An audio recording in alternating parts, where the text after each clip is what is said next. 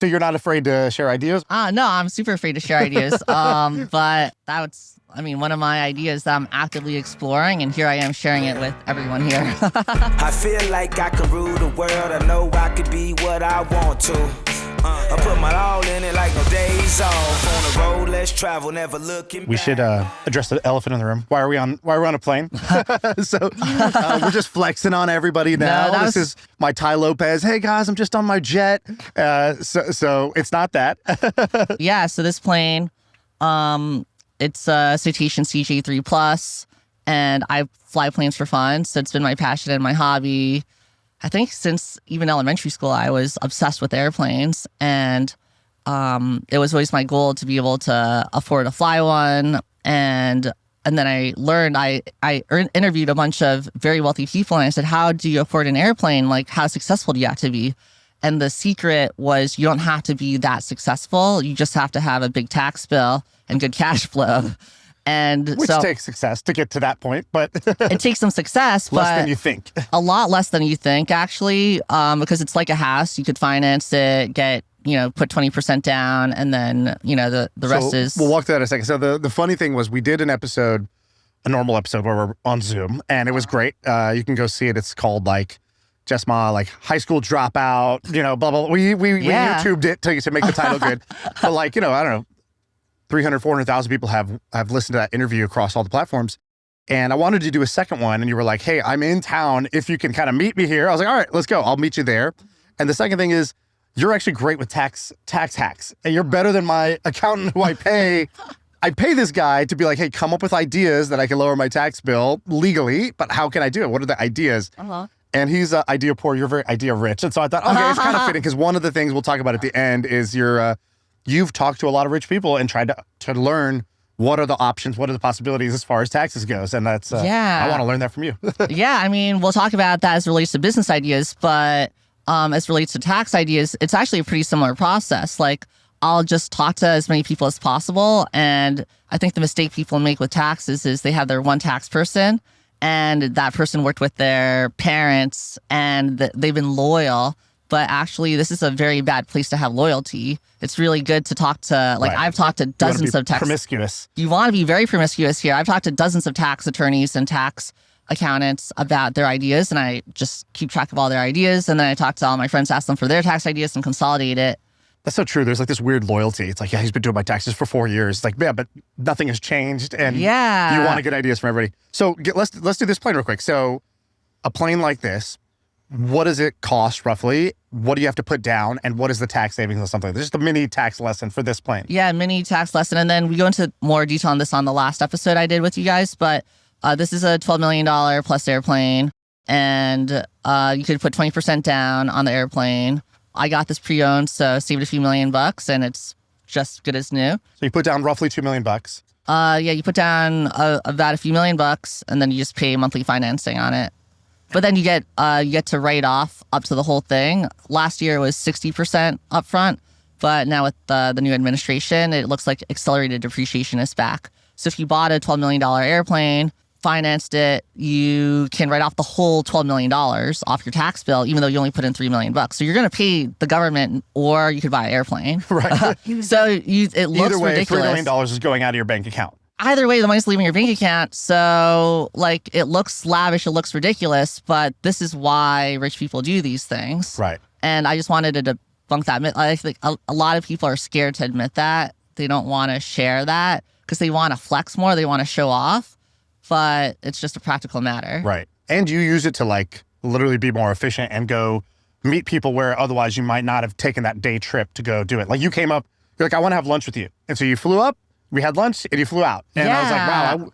First I felt honored, but secondly, man, there's probably a lot of people that I think I would have kind of amazing opportunities or build a relationship with, but I don't do it because the logistics are actually in the way. Of course, this is not accessible to most people, but if you're in that successful entrepreneur bucket, it kind of makes sense logistically as well. It does, yeah. And, we've got Starlink on board. So flying out here, I was able to make 5 phone calls and be on Zoom and, do FaceTime video where I'm like, yo, what's up? Right. And it's a practical matter of saving money, but it looks really bad. If you're an operating CEO of a company, you're going to get shat on by your employees, your customers, your investors. And I realized that that would be a problem for me a few years ago. So that's why I stopped being an operating CEO, actually. It was really, I had this conflict of like, can I do everything I want to do? And I know it's the right thing to do. I know I will. I know I will. Well, I know I'll create more abundance. Right. I'll create more value for my companies. But at the same time, I know I'm going to get more flack. I'm going to have more people who want to rip on me, unfortunately. And I'm sure this video will not help with that at all. But like, I defend it. It's like a practical matter. Right. I love that. Unapologetic. So yeah. Enough about the private jet. It's cool. It's going to make for a great shot. First time for the podcast. What I want to talk to you about is what you're great at, which is ideas and coming up with new ideas for businesses. So the track record here is you've been an operating CEO. You started this company called Dinero when you were really young, right? How old were you when you started that? I was 19 when I started. I knew absolutely nothing. Yeah, and then I built that company up and then started a bunch of other companies. Several of them are 9-figure valuation businesses. I have no unicorns under my belt, so that's a big insecurity of mine right now. I'm going to be super honest about it. Like, that's interesting. I don't have a single unicorn, but if you add them all up, I've got, multiple unicorns. Right. So that became my strategy. I decided I'm really not good at building unicorns, but I'm really good at coming up with smaller businesses. A barn full of horses. Yeah, a barn full of horses where I create I think we just coined something there, by the way. That was all you. Good work. But yeah, if I could just raise less VC money for these companies and just create more of them and not be directly operating them, then that could add up to being just as valuable, if not more valuable, than if I created one unicorn. Not to mention all my friends who are CEOs of unicorns. Miserable. So miserable and so stressed out.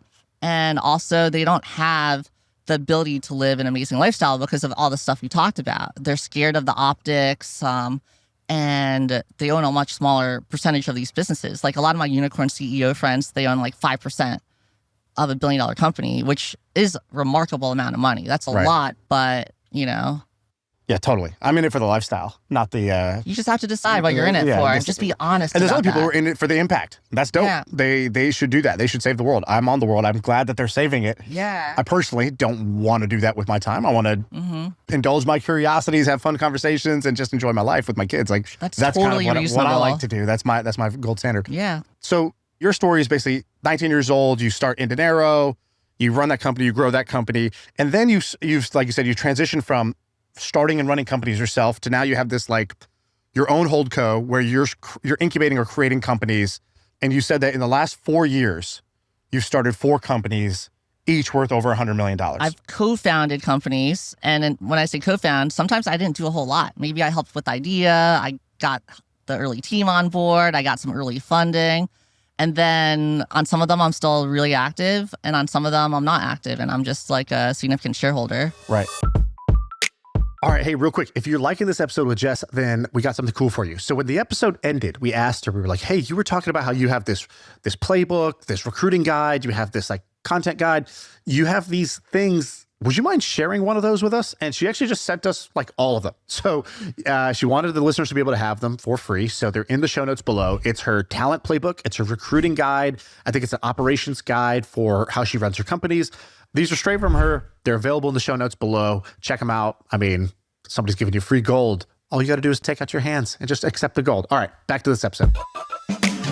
I want to ask you about your idea process because that's amazing to be able to do that. I want to be able to do that. So let's talk about that. Let's talk about ideas. How do you get ideas to start these companies? And then what are some ideas right now that you're excited about? Yeah, let's talk about process first. So I love Y Combinator ideas, the request for startups. And when I was coming up with my first ideas for businesses, like Dinero, that was inspired by that list. And it's a list of 100 business ideas where they say, if you build this, we are more likely to fund you. Right. And I really wanted to get into Y Combinator. And then I put together this spreadsheet. So I had this matrix of criteria. And one of my top criteria was complicated enough that other people won't copy me too fast. I think that's really important. If I'm a first-time founder, I need to have more legroom. And then another criteria was I can pseudo bootstrap this. Like I can raise some angel money, but I don't need to raise like $100 million. So like I'm not going to build Tesla or SpaceX. I want to build something that $2 million could get me very far. My other criteria was I wanted recurring revenue. I wanted something that was sticky, like a must-have. And so I literally went through every single one of those ideas on the Y Combinator list, and I rank ordered them based on these 3 criteria. And business, accounting, and tax management seemed to be the better one for my criteria. And so my process is I, go online and I scrape these ideas. I've even gone to Reddit to look for ideas. I have one-on-one lunches and dinners with people like you, and I just say, hey, like, what are ideas you're exploring? And then we'll just have a brainstorm. But none of the ideas I've actually worked on came from me sitting in a room with a whiteboard and just like coming up with stuff. Yourself. Yeah, that's never worked out. I've tried it, by the way, with no success. Okay. So you had this thing on your phone. You had like this idea database. Yeah. There's like 300 ideas. And you promised, you said, I'll show some of them today. Yeah. Even though these are things you might still go do, I think. I might still do some of these. So do you want to give us a couple of them? Absolutely. It's called the Idea Hopper. So actually, let me pull it up on my phone real quick. Okay, great. Should we start with the ones we talked about before? Yeah, she gave me a teaser of like 2 or 3 of them that I was like, don't tell me more, but yes. Like, should we start with the DOGE as a service? Okay, idea? yeah. I like this one. So it's explain very this one. trendy right now. DOGE as a service for companies. Explain. Yeah, I mean, most companies have so much waste. You have people who barely show up or they're phoning it in. And I have friends who say, oh, yeah, like I've, my husband quit his job. He's like working 2 hours a day and no one's tracking it. So he's available to hang out. Those are the people you want to get rid of. So what if you could create a software platform that goes through and tracks who is actually on Slack, who is actually emailing, who is like using their computer. And if not, then they're fired. So DOGE is a service for companies. And so it would be a team of consultants. It'd be consultants plus AI. How would you do it? I think AI could do a lot of it. I also thought that if you're an enterprise, then you could sell this to consulting firms like McKinsey or BCG or whoever and say, hey, you guys can offer this to the CFO. Oh, they're already in there. They're already in there. And that makes you seem more valuable as a consultant because you could say, hey, we could demonstrate that we'll save you hundreds of millions of dollars. You'll pay us only $20 million. And this AI did all the work. Yeah, that's actually pretty interesting. I don't think enough tech teams build tools for the consultants who have already done the sale. Because what McKinsey's amazing at is they got this relationship with a Fortune 100 company. They're on retainer. They're getting paid millions of dollars a year. And if you can sell them a tool that either helps them land and expand that contract or just save overhead in actually like executing that contract, that's going to be pretty valuable. Like if I was like building AI right now, I would not be trying to make something that like I'm going to not only build the tool, but also figure out all of the go-to-market. Maybe you could actually just sell this to consultants who already have the go-to-market done. Exactly. That's one of my ideas that I'm actively exploring, and here I am sharing it with everyone here. Hey, so you're not afraid to share ideas, or what's your philosophy around that? No, I'm super afraid to share ideas. But put you on the spot. You just got me really comfortable. So here I am. This is an idea I've been playing around with for a few months, and I really like it a lot. Okay, I like it. I didn't want to be one of those people who said, okay, here are my shittiest ideas. Now you go do them. Right. I think that'd be just really lame. Totally. All right, what else you got? So okay. DOGE as a service, that's one I like. So again, this is the trendy category. Okay. Okay. Another idea is, everyone says SaaS is dead. Agents are the new thing. Well, what if you could build vertical agent as a service for an industry? So, for example, build a library of agents for dental offices or for auto mechanics, right? Or for, clothing designers or manufacturers or whatever, or distributors. So there are all these industries, but where they need their own very unique library of agents to automate their tasks. And you can go really deep there. So this is more of a thematic business area, which will be, I think we're going to see thousands of businesses doing this. Right. So, okay. So somebody's building a tool. And so you're saying you don't even have to build the agent. You're like, there's going to be somebody who builds an agent that's about picking up a call and booking an appointment. Let's say appointment booking agent. So what you used to have pay a receptionist to do, now AI is pretty damn good. It's going to be able to do that fully. Right. So you have horizontal companies right now that sell the voice agent for any industry. The problem is you still have to do a lot of fine tuning and work for if you're a dentist. Right. So what if you're a company and you look for all these off-the-shelf tools and make your own agents and plug them all in and tune it just for dentists. Right. And so it's plug and play. I'm a dental office. I can use your company, and it has like 100 different pieces of AI already baked into my workflow. That's the idea in a nutshell. Okay, I like and that. you should do this for an industry you know about. Like if you're passionate about, dental offices, then do it in dental offices. So that's shout out to anyone who's passionate about dental offices. This was your day. You got it. I know, but we recognize you. The more boring, the better. Yeah. That's the Constellation software model, right? So we invested in this company that's vertical SaaS, which was called Shop Genie. So we invested in it, and I think within a year or two, they sold for mid 8 figures. And what they did was they went to auto repair shops, and they were like, hey, guess what? Auto repair shops need a CRM. So there was always CRMs like HubSpot and others that they work for any type of business. And he's like, well, but auto repair shops have specific things that are, very specific for them. So they built a tool that was just for them. And then they went and they got like 3,000, 4,000 auto repair shops in like a year to use them.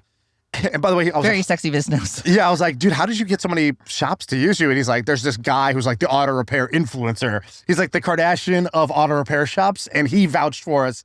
And then all these people, followed on board. He's like, that guy makes like $20 million a year as the like biggest influencer to other auto repair shop owners. It's like really insane. Oh wow, there's riches a great in it. Business idea, yeah. So what they did was they give him this tool, and it was like for booking your appointment and the text message follow-ups or whatever.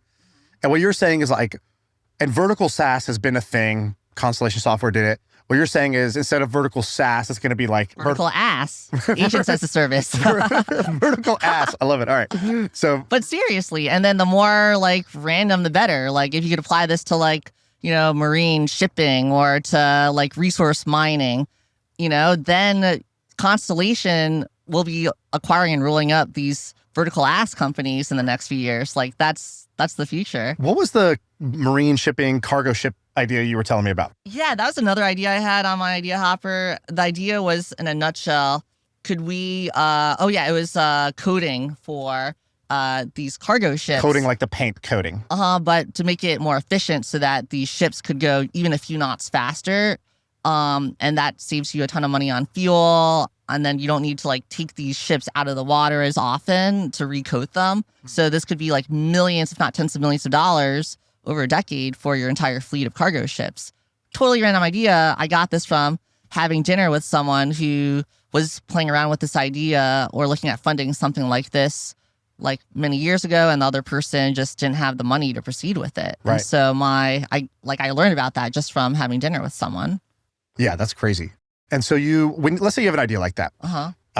So first it's like, who the heck even thinks about cargo ship coatings? Definitely not me. So most of these ideas, the common theme is I didn't come up with any of these ideas. Right. So you're a good spotter, would you say? Or what are you good at? I'm good at initiating conversations with people who are likely to have ideas or have access to ideas. Like you have good access to ideas. So and actually, I've sent you an idea before. And now that I think about it, like, my buddy James Courier has this great phrase. He goes, you want to turn yourself into an API. And what he means by that, he goes, like a website has an API, which basically says, here's what I can offer you. I can give you location data. So you ping me, I give you location data. That's what I'm good at. And by the way, here's what I want to get from your API, right? Here's the things I'm interested in. I'm interested in acquiring geospatial data.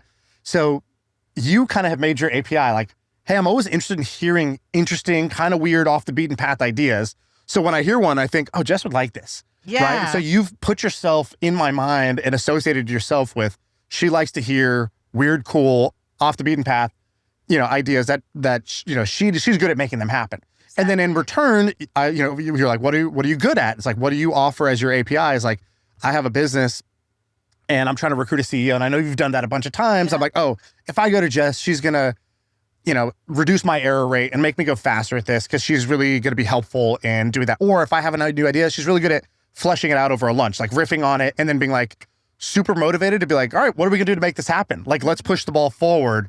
So I think you've kind of done that in the idea space, which is really powerful. Well articulated. Yeah. Like I get people calling me all the time saying, hey, Jess, do you have like 5 minutes to chat? I have this random idea I want to get your thoughts on. And would you build this with me? Or if I did it, would you fund it? I get those calls all the time, multiple times a week. And it's like, all right, like, yeah, I'll find time to call you back. But it's like what Warren Buffett did. He just got the word out there. Hey, I'm buying businesses. Call me if you're ready to sell. And it's a fast, easy process. I'm doing the same thing with ideas. Yeah, that's great. My business partner, Ben, I was just thinking while you were talking, like his API is so funny is two things. One, Ben always knows a guy. So you're like, do you know anybody? He's like, I know a guy who knows a guy. That's always Ben's thing. Like he always knows a guy who knows a guy. And the second thing is a lot of people will go to Ben. They'll just text him when something good happens in their life. And I always am like, did you ask? He's like, no, they just told me. And like, we just closed this big deal or we just did this thing and they haven't announced it. And he's not that close to them. But what I realize is I do the same thing with him because he's somebody that makes you feel good when you win. You don't feel like there's any envy or he's not going to try to take anything from you. He's like genuinely pumped for you. That's awesome. And because of that, he just gets this wealth of inbound of people who are winning, which is also great for us for investing because we're like, oh, wow, these guys are doing really well. Do they need more capital? Do they need something? Like maybe we could help them. And that's a superpower. So I think there's like these underrated superpowers. Like the thing you're describing about I'm good at, maybe having interesting conversations and getting good ideas and making people feel like they should come to me with interesting ideas. That's not even a skill you could learn in school or nobody would even tell you that that's a thing. Yeah. But you're going to build generational wealth off that. Yeah, that's well said. I think it's equally as important to know what we're bad at. Like for me, I realized that I'm not the best operating CEO. Like that's just not my forte.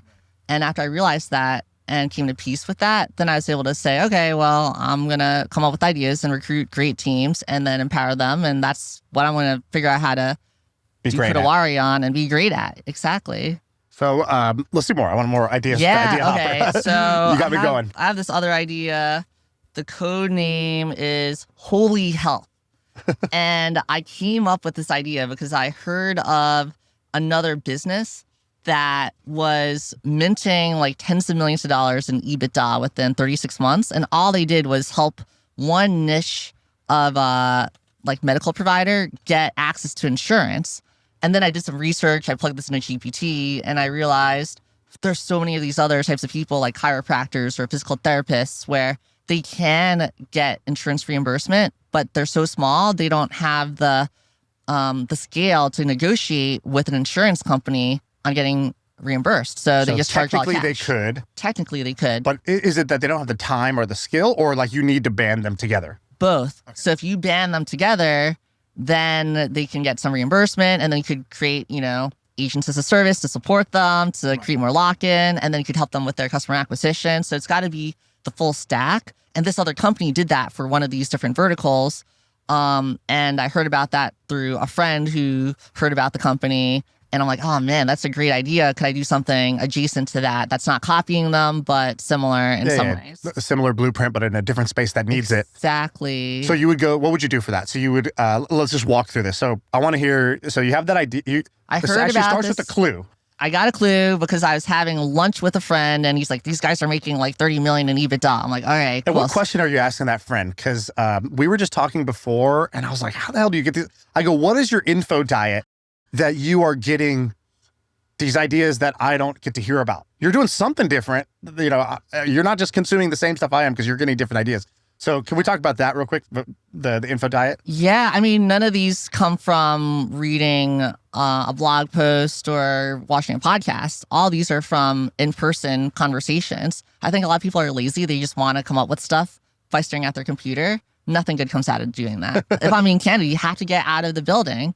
You have to just talk to people. And when you're talking to them, what are you asking? Like, hey, what's interesting? What have you seen that's cool? I say, yeah, what's the coolest, what's the most interesting, exotic business idea that's minting cash that you've seen recently? So I'm not asking them for a business idea. I'm asking them for what's an existing thing you've seen. Right. It's like, what's the key to their success? And why does no one know about this? Right. And why hasn't anyone copied them yet? And, why is now the right time for this? So you're filtering as they give you the exotic business that's minting cash. You're like, was there some secret sauce that's not replicable?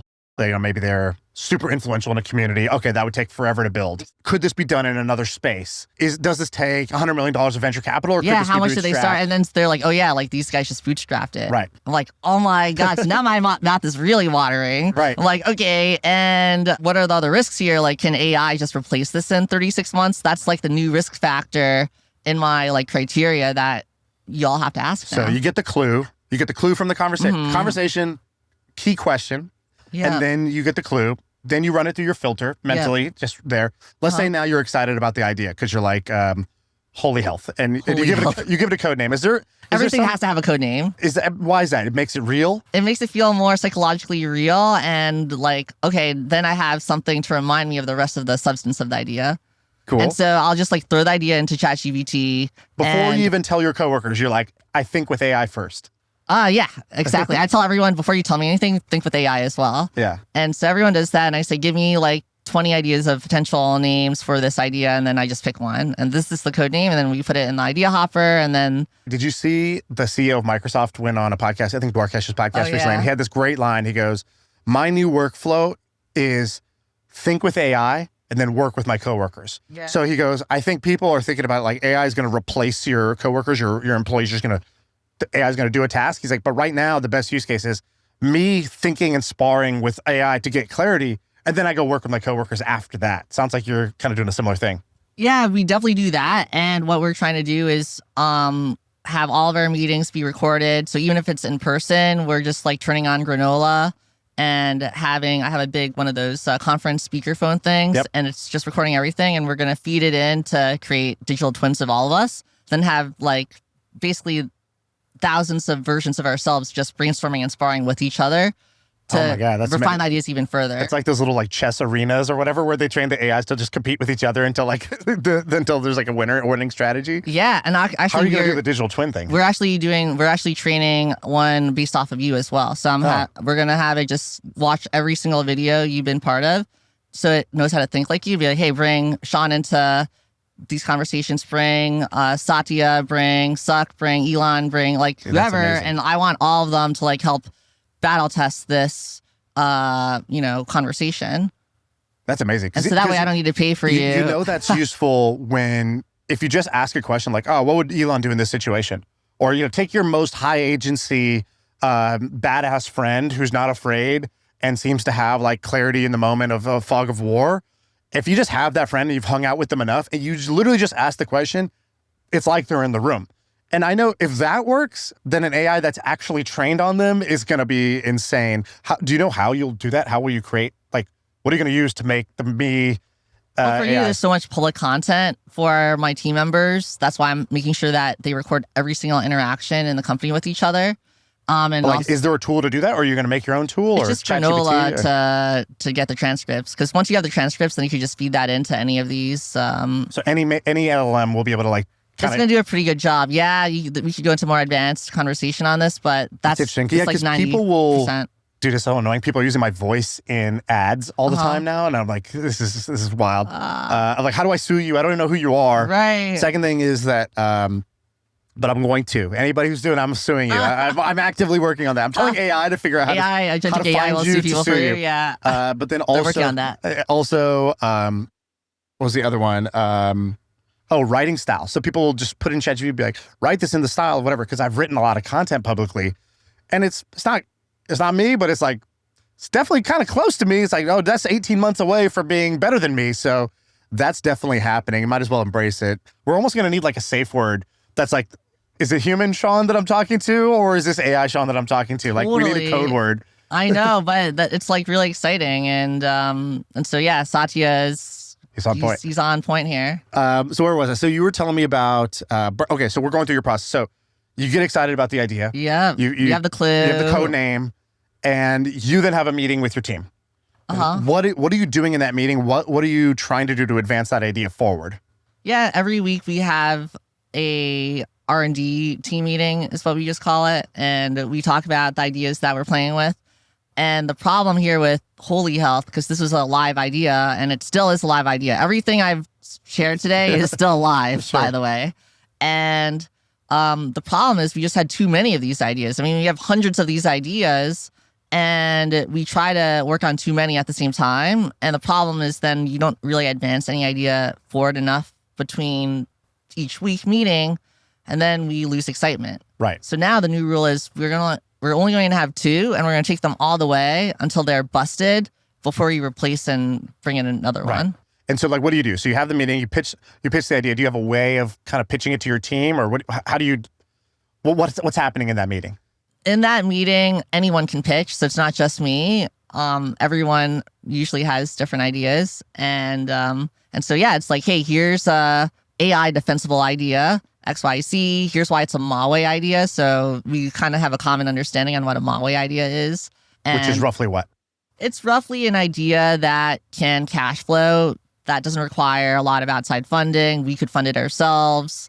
And where it's like boring and complicated enough where random people are not going to copy us that easily or reverse engineer it that easily.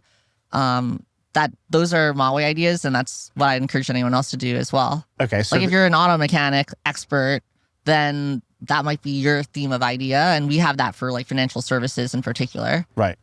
And so you, where do you leave that meeting? You say, all right, what are we going to do next? We say, okay, what are we going to get done to advance this between this week and next week? And we just get very specific. And it's like, all right, like person A, you're doing these 5 things. Person B, you're doing these 5 things. And the next step might be like, okay, let's just go call, like for Holy Health. The next step was let's just call some chiropractors and ask them if they, figure out who accepts insurance and who doesn't and why. And then ask them why don't they plug into these existing companies that should be doing something similar. So a lot of it's just like, what are the questions we're curious about? And psychologically, are you trying to disqualify an idea or are you trying to qualify an idea? Like, what's the mindset? Is it, I'm trying to figure out, is this good or bad? Or is it like, I'm listing the riskiest assumption, I'm doing it? What are you trying to do during those next few weeks? It's not we're trying to figure it out or disqualify it per se. I think either attitude might be too extreme. It's more like there might be a creative angle here that no one else has thought through. And so we're not married to this idea. We're holding it very loosely. We just have to figure out like, okay, we might hear an interesting insight from a chiropractor that says, hey, your idea is okay, but what would make it really good is if you also added in all these AI agents to automate away my receptionist and then, my customer acquisition is terrible because XYZ. Like those are the insights we're looking for to then manufacture an upgraded version of the idea. So we assume the first idea is terrible and it's going to go through like 10 pivots. Right. Which Yeah. is very useful because that's almost always the case. And if you don't have that attitude, you hear something really juicy, but you're so locked in. It's like somebody was handing you gold, but you were out there just, searching for bronze. And it's like, are you sure? You sure you want that? I was going to ask you, you're talking a lot about ideas. In Silicon Valley, there's this phrase, which is, ideas are worthless. Execution is everything. Do you buy that? I think it's BS. I think it's some of the worst advice I've ever heard in Silicon Valley.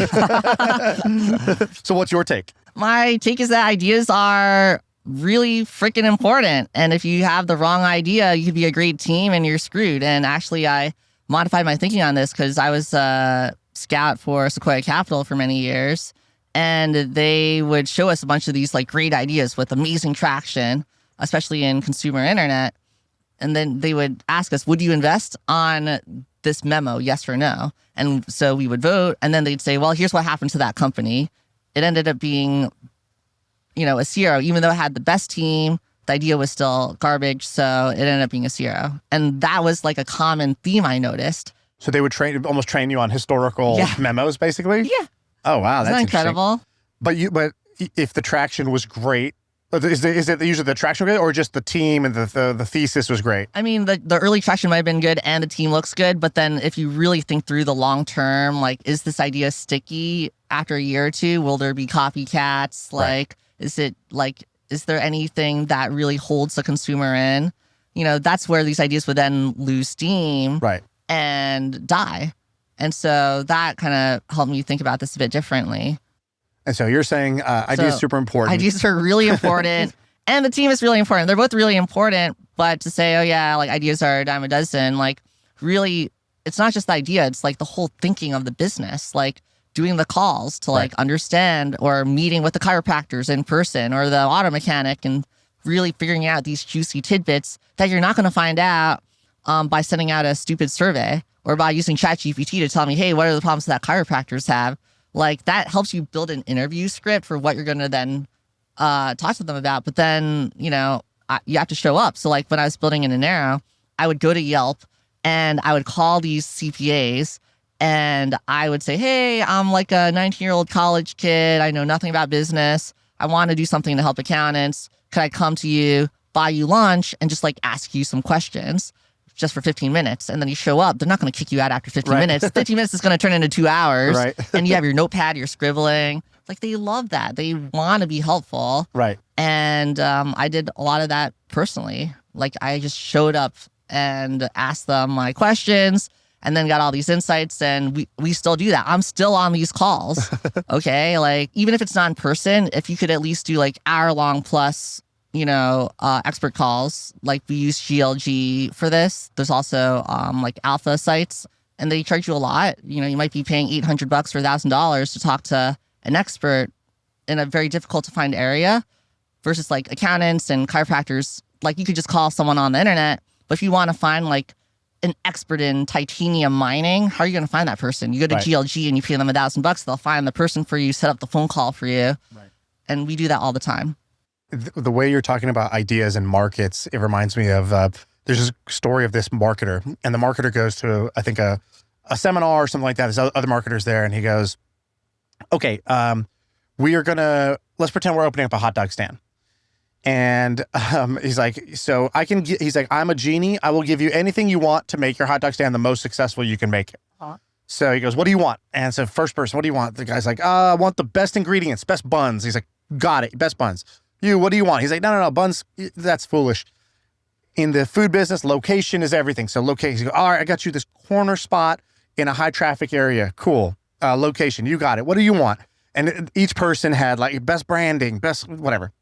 And he goes, I have one thing that I think will beat all of you if we all did the same thing and we all got our wish granted. He goes, all I want is a starving crowd. And if you're a marketer, like, you're going to spend a lot of time and energy trying to sell something. The absolute best decision you can make up front is finding a starving, ravenous crowd. And it sounds like, when you say ideas, really the idea, what's underneath an idea is a customer or a set of customers who have like a real pain and like a desire to solve that pain. Like they are hungry and they're hungry for something. And if you just show up with even decent buns and hot dogs, like, they'll buy it, instantaneously. It's okay if it's a little cold. It doesn't matter. Yeah, that's a great story. It's about like, how acute is this problem? And ideally, one hallmark of a Mawe idea is the customer doesn't have to pay anything. So in Holy Health, you don't pay to be on our platform. By being part of our platform, you make more money, you get more customers, and we'll take a cut of that in exchange for helping you grow your business. So you like that model because there's no friction. I love that model. It's like, why would you say no to that? It's like you're just saying no to more business. Yeah, that's like those companies that they'll negotiate with all vendors on your behalf, and they're like, whatever we save, we'll take 20%. You're saving nothing today. If I save you any money, I'll take 20%. And it's like, okay, go have at it.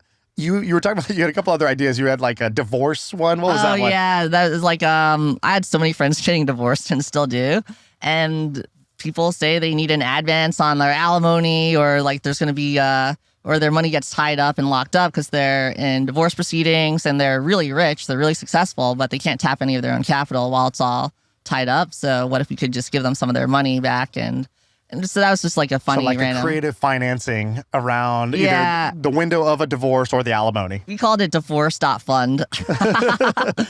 Didn't go forward with that one? No, I mean, people talk about it and we still joke about it, but there are other ideas that we got more excited about. So let's talk about failures, because one of the things you said to me before this. So many failures. You were like, I like your podcast, but sometimes you listen to people and it just sounds like I had this idea, it worked, I'm so great. Like that's a podcast problem.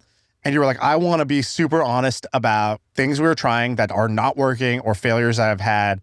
Where do you want to start? Yeah, I mean, I would start by saying, when I use YouTube and I have all these entrepreneur business podcasts, I spend a lot of time flipping through and I think, man, like, I'm not doing enough. Like, I'm not good enough. Even when like I watched your podcast, I think that.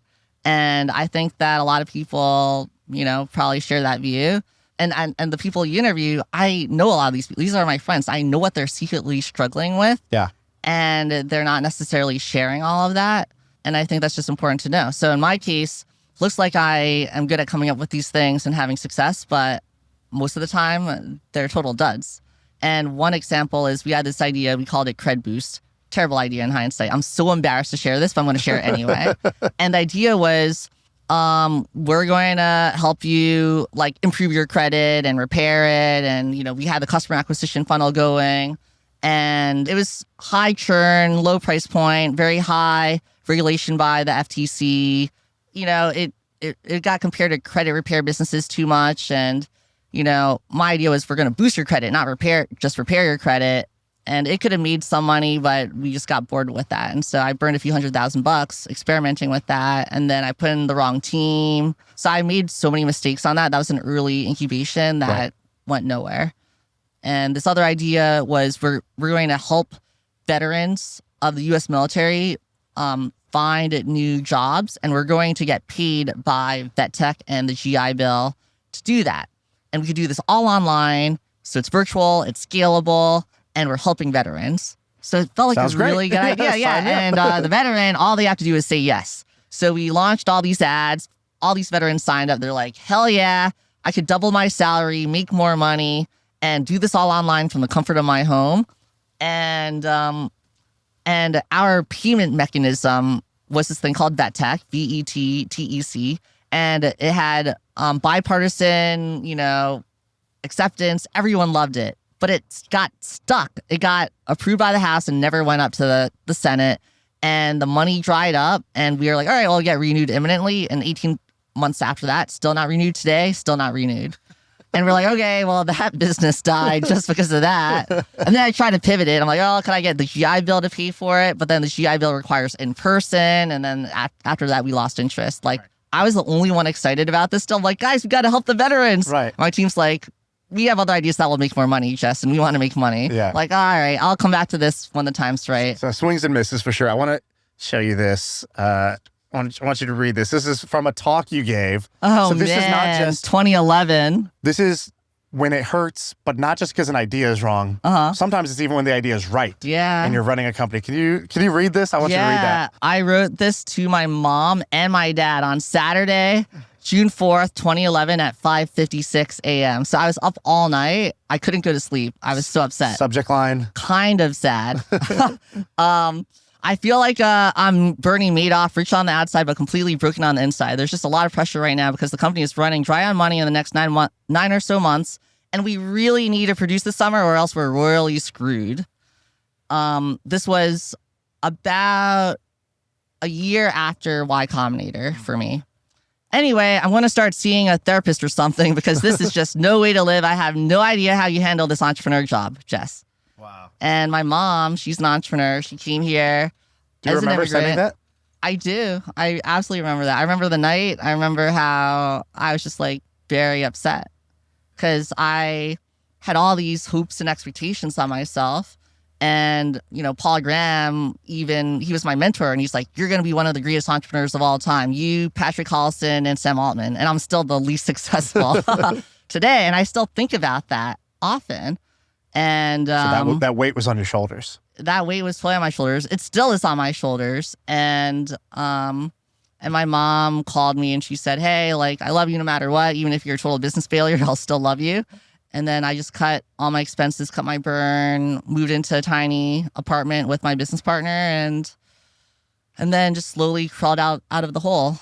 And then, we grew in and out to, it's a few hundred employees, profitable, good business, not a unicorn, but it gave me all the training and spiritual training to pursue entrepreneurship and be comfortable with mistakes and failure.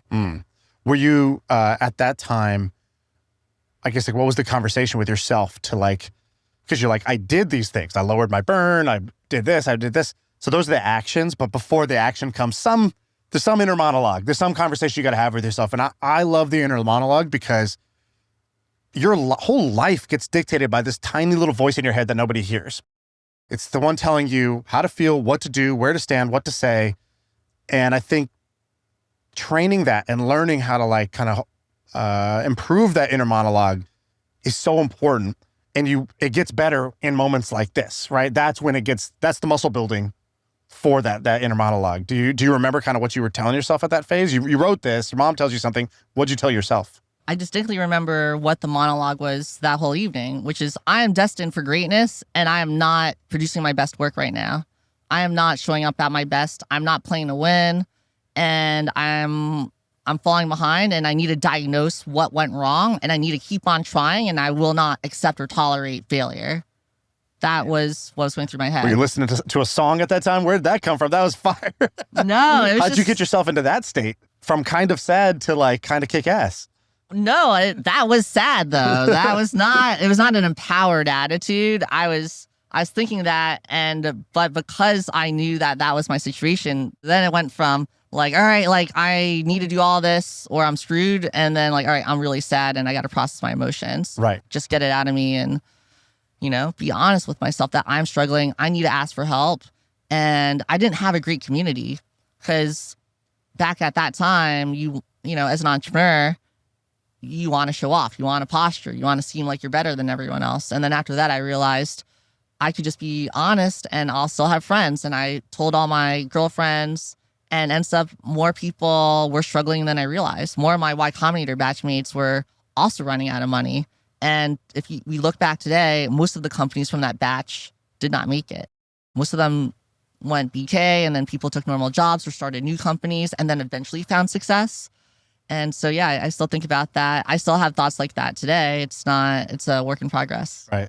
I've done 600 of these episodes. And at a certain point, you'd have to be sort of stupid to not realize like there's a mindset amongst a common mindset that I think great entrepreneurs have. And I've distilled it down into this.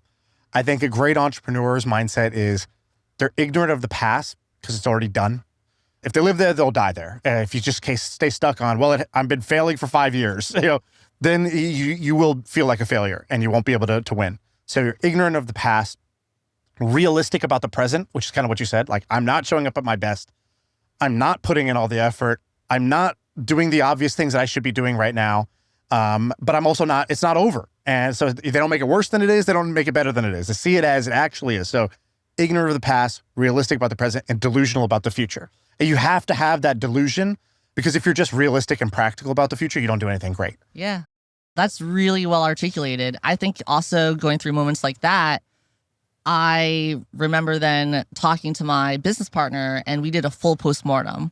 We listed out every single strategic and tactical mistake and thing we did wrong and what we would do different if we went back in time. And I wish I wrote this somewhere because it was a long list. I mean, it was like I would do everything different if I could go back in time was the attitude. And even today, I was talking to, or yesterday, I was talking to one of my colleagues, and the number of bad ideas we funded and experimented with, and our process flaws, we would also do everything different going 3 years back if we could. But we're talking about this constantly. And that goes back to what we talked about at first, Arie. So every week, what if we bake this into our workflow? No matter how good things are, let's still reflect on all the mistakes we made so that we can improve and not repeat that again. It doesn't have to be when times are tough and when you're about to run out of money that you're reflecting on like everything. Yeah. No old mistakes. It's kind of like it's the no new friends. It's the no old mistakes is what you want. You don't want to keep making those same mistakes again. You said something when you were talking about like, you said, I'm not showing up the way I need to. You said, I'm not playing to win. Yeah. That's something, I was talking to your boyfriend before this, and he goes, I asked him, I said, what's a Jess-ism? Meaning like, if you talk to people enough, you start to see the things they repeat, the things that are like their philosophy that they're like actually operating on. And he said something like, play to win, don't play not to lose. Explain that. I think that came from this story that I just shared where one of my problems was I was playing not to lose. So I was in a scarcity mindset. And when I'm running out of money and I'm in scarcity mindset, there's research that talks about how your IQ drops by a lot during those periods. And so I'm not going to think outside of the box. And playing to win means I'm optimistic, I'm delusional about the future of it, right? So I see a lot of my friends who are just like playing it too safe. They're not trying new things. And so you can't do the same thing you've been doing and expect a completely different outcome. Right. What's an example, maybe non-business related, where in your life you're playing to, you had the moment where you're like, I need to play to win here instead of play not to And in lose. personal life, like, for example, with the airplane, this is a physical manifestation of that attitude. And why it's really fun to share that with everyone today. It's easy to say, I'm going to be frugal. I'm going to save the money. I'm going to let it compound. I'm going to invest it in my other businesses. Or, screw it. I'm playing to win here. This is going to manifest way more abundance for me than if I don't. Or you had told me something that when we were at lunch that inspired me. You met somebody, I think, who threw a great event, and you hired this person. You were like, hey, here's a budget, and I will pay you whatever you're making in your job. I'll pay you that or more, whatever.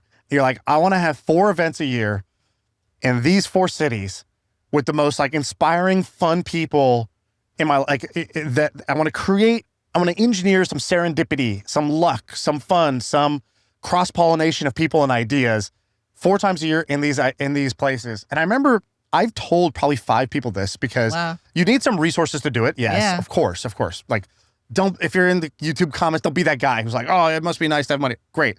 There's a version of this in your life too. You can take people out to dinner, right? It doesn't have to be a grand event.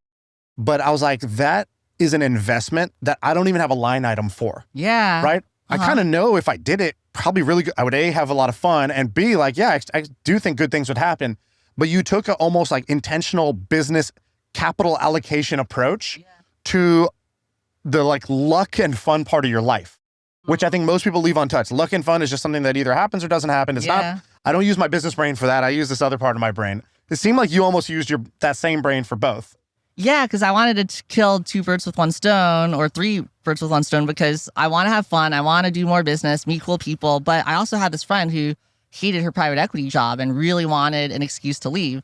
And so I was able to present that to her. The vision was 4 events a year with, the most successful entrepreneurs and investors I know. And we're launching the first one literally today. That's exactly what I'm flying off to after we're done. And then the vision is we'll do a summer thing, a fall thing, etc. But it was really expensive. And so what she and I decided to do was we would help her find other work, other events. So I'd set her up with my other friends throwing events. Right. She would charge per event, and she would get paid based on the revenue coming into the event. So it's all variable versus her being on my payroll. Right. And so for this event, what I did is I called a bunch of my friends. I said, hey, you got to pay something because I have hard costs here. And they paid in, and then she only paid herself after there was a profit. So you could get creative about this. For the ideas we were talking about earlier, and my whole team, a bunch of these people are on contract. I found them on Upwork. Yeah. Okay. Like, you could do this. What type of person, like what skill set do they have that you found on? You said like Fiverr or Upwork. Yeah, like one's product management, UI, UX thinker. One is a financial services guy. One was a intern of mine. He was at UCLA, and he asked me to speak to his entrepreneur club. And then he said, hey, could I take you to lunch? I want to get some advice from you. What should I do after college? I'm like, just intern for me, and I'll teach you the ropes. And then he was so good that now he's full-time with us. But he's probably one of my best idea sparring partners. And then here, this event planning person, I met her from the Burning Man community. These people are everywhere around you. They don't necessarily have a fancy specific resume, and they're fun. I love them. We work well together. That's more important than the resume. Right. I met a friend recently who told me this. He said something in passing. He goes, I was at this event, and then there was this guy who was dressed differently, blah, blah. And me and my friend, we collect eccentric people. So we went over to him and had a chat. I kind of paused him. I was like, that's kind of a cool thing you just said. Like, I collect eccentric people. I don't do that. And I was like, but what do I collect? Like, if I just put myself if I said, what am I a collector of? So like for me, I'm a collector of what I call golden nuggets. It's like, I can have this conversation with you and I'm just looking for 2, 3, 4 things. Like, I don't need 2 hours or 90 minutes of a conversation to be perfect. I need 3 ideas that spark something, 3 golden nuggets that will change my way of thinking or acting. So I'm a great collector of those. I'm also a collector of like young talent. Like, I see somebody who's young, who's hustling or is talented in some way. I will like kind of really help them out because I want to A, stay young myself and be helpful, but B, I kind of want to be able to connect dots between young people and good opportunities, or young people and funding, or whatever it is. And so I think there's this interesting idea of like figuring out what is it that you collect. Like, some dudes collect stamps, some dudes collect bugs. What is it that you collect? So like for you, what would you say you collect? I would say I collect interesting people with outside of the box ideas who also like to have fun. That is the key intersection I'm looking for. That's your Venn diagram. Exactly. Because I think you could find interesting people where they're not fun. It's very transactional. They're just in it to make money themselves. But then the problem with that is then I can't do any business with them. So then my idea was, okay, how do I bring more of these people together so that we can have more serendipity? Oh, I'll just create my own event and then bring them there and then have a bunch of my people also, talking to them, getting their ideas and seeing where we could partner on stuff. Right. Engineering the serendipity. Our buddy Nick Gray does a low cost version of this. So he used to do Renegade Museum tour. So he loved museums. So his Venn diagram was like fun people who are interested in going to a museum on a Friday night. And he would host he wasn't a part of the museum. He would just take people on a tour because he knew the museum better than the tour guides. And he would take them on a fun version of the tour. They'd have a drink outside beforehand. They would go in and they would do little fun things at the different stations. So that was one thing he did. Another way he engineers serendipity is he would throw these singles events where he himself was looking to date somebody, but he's like, well, I could just kind of do that. I can swipe left or right. Or is there something I could do more creative that will not only help me find someone amazing, but maybe even a bunch of our friends find somebody amazing. And he started hosting these singles events. And again, it's a pizza budget. It's not it's super fancy. It doesn't have to be fancy. Doesn't have to be fancy, right? Does. And I feel I need to say that because we're sitting on this jet, but yeah. I mean, most of the stuff we do is very cheap, cost effective, and pays for itself, and sometimes makes a profit. Right. So just taking that intensity to engineering some serendipity. I kind of love that. Before we leave, just leave me with what are you currently nerding out about? I've been spending a lot of time thinking about cancer and oncology. I've been thinking a lot about longevity, and we're still funding a lot of the research with Mike Levin, who's my favorite scientist of all time. He's the bioelectricity ninja, and I've been nerding out on this a bit more because I was mentioning to you before we got here, I've been in a bit of a sad mood this week. I had a friend die of cancer a few days ago. Never smoked a cigarette in her life and had stage 4 lung cancer. And it's just more examples of this in my life. Every year or two, I lose a friend like that. And so it's not necessarily going to make money. It's not going to improve my lifestyle, but I'm just I got to nerd out on it. Right. Is there exciting progress in the cancer oncology stuff right now? Is there a new paradigm or a new pathway that's interesting? Yeah, with Mike, he talks about how he's been able to use bioelectricity to normalize cancer cells. So everyone right now in the field is talking about how do you kill a cancer, right? You think about chemo, radiation, it's really painful on the patient. But if you could just normalize cancer and not have to kill it, that's going to be a lot more comfortable. So it kind of makes it a normal non-cancerous cell, basically? It's still going to be cancer, but it's more benign, essentially. So that's really cool research. Yeah. He's got a lot of great stuff on longevity, making lab animals live longer. I don't think he wants me to talk about it publicly yet, but... How insane is the AI for medicine and biology? How insane is that going to be? I think it's going to be amazing. I think it's also going to be a lot harder than people think, because you have AI that's coming up with all these ideas, but the bottleneck is still regulatory. It's still FDA. It's still getting a clinical trial put together. That's one area where we're going to see slower progress than everyone is bragging about. Whereas, with everything else we discussed with digital twins, if we could have the two of us brainstorm ideas, there's no bottleneck there. Right. The only bottleneck is spitting up the computer and then us pulling the trigger to fund ads or fund whatever. But in health and bio, it's people's lives are at stake. It's going to go slow still, I think, unfortunately. Okay. Well, where should people find you and what should they send you? Yeah. If you have any exotic outside of the box business ideas you want to run by me, and I'd love to discuss that with you, shoot me a note. And I am on LinkedIn. Just search Jess Mah. And I post on my blog there almost every week, partially using ChatGPT to come up with my blog posts. But I still review it. I'm like, hey, write me a blog post that's 2950 characters long, because the LinkedIn limit's 3,000, in my voice about XYZ, and insert these anecdotal stories. And then within 2 minutes, I have a blog post. That's amazing. Yeah. But so I post there, and these are real life stories in my life. And just send me a message on LinkedIn. Would love to hear from people. And also the last pod we did, I made a bunch of friends. Oh, like great. people just cold emailed me and I'm like, yeah, I'll grab lunch with you. I'll grab dinner with you. And 2 people I met from the pod are coming to my retreat. That's amazing to hear. That's a point of pride for us is like, we wanted today, if somebody comes on the podcast, you should get more kind of inbound messages from this than any other podcast you go on. And the second would be that the people who message you are people you would actually want to talk to. Yeah. That would be the goal, right? That if we're doing that, we've kind of built the right tribe here. So Yeah, I'm you've glad done to a hear great that. job with that. Real community. So thanks for having me here. Awesome. Well, cheers. Cheers. All right, here we go. I feel like I can rule the world. I know I could be what I want to. I put my all in it like no days off. On the road, let's travel, never looking back.